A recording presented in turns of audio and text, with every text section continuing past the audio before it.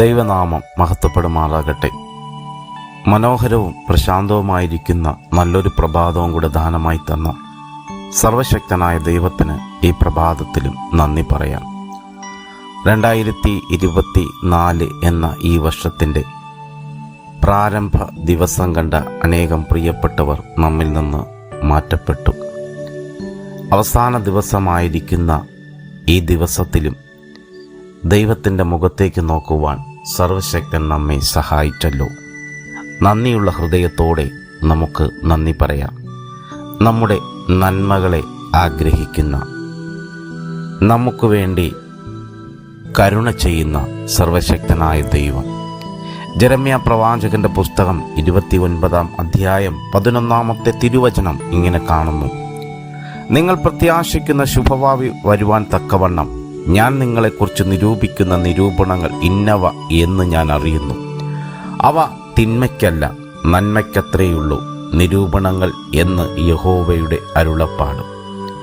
നമ്മുടെ പ്രിയപ്പെട്ടവരെന്ന് നാം കരുതുന്നവരും നമ്മോട് സ്നേഹം അഭിനയിക്കുന്ന മനുഷ്യരും നമ്മെക്കുറിച്ച് തിന്മയായി ചിന്തിക്കുമ്പോൾ കണ്ണുനീരിൻ്റെ പ്രവാചകനെന്ന് അറിയപ്പെടുന്ന യിരെമ്യാ പ്രവാചകൻ പറയുകയാണ്: നിങ്ങൾ പ്രത്യാശിക്കുന്ന ശുഭഭാവി വരുവാൻ തക്കവണ്ണം ഞാൻ നിങ്ങളെക്കുറിച്ച് നിരൂപിക്കുന്ന നിരൂപണങ്ങൾ വലുതാണ്. അതൊരിക്കലും തിന്മയ്ക്കായിട്ടല്ല, നന്മയ്ക്കായിട്ടുള്ളതാണ്. പ്രിയമുള്ളവരെ, നമ്മെക്കുറിച്ച് അതിലെ ലോകം തിന്മ ചിന്തിക്കുമ്പോൾ ദൈവം ചിന്തിക്കുന്നത് നമ്മുടെ നന്മയാണ്. നമ്മുടെ നന്മ മാത്രം ആഗ്രഹിക്കുന്ന ഒരു ദൈവം സ്വർഗത്തിൽ വസിക്കുന്നു. അമ്മയുടെ ഉദരത്തിൽ നാം ഉരുവാകുന്നതിന് മുൻപേ എന്ന് പറഞ്ഞാൽ ലോകസ്ഥാപനത്തിന് മുൻപേ നമ്മെ കണ്ട ഒരു ദൈവം, നമ്മുടെ ഇന്നലെയും ഇന്നും നാളെയുമൊക്കെ അറിയുന്ന നല്ല ഒരു കർത്താവ്. അതെ, ബൈബിൾ പറയുന്നു, മറ്റൊരുത്തനിലും രക്ഷയില്ല.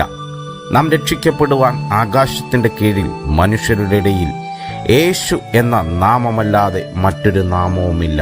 അതേ പ്രിയമുള്ളവരെ, നമ്മുടെ നന്മയ്ക്കായി ചിന്തിക്കുന്ന, നമ്മുടെ നല്ല ശുഭഭാവി കാണുവാൻ തക്കവണ്ണം നിങ്ങളെക്കുറിച്ച് നിരൂപിക്കുന്ന നിരൂപണങ്ങൾ ഇന്നവയെന്ന് ഞാൻ അറിയുന്നു.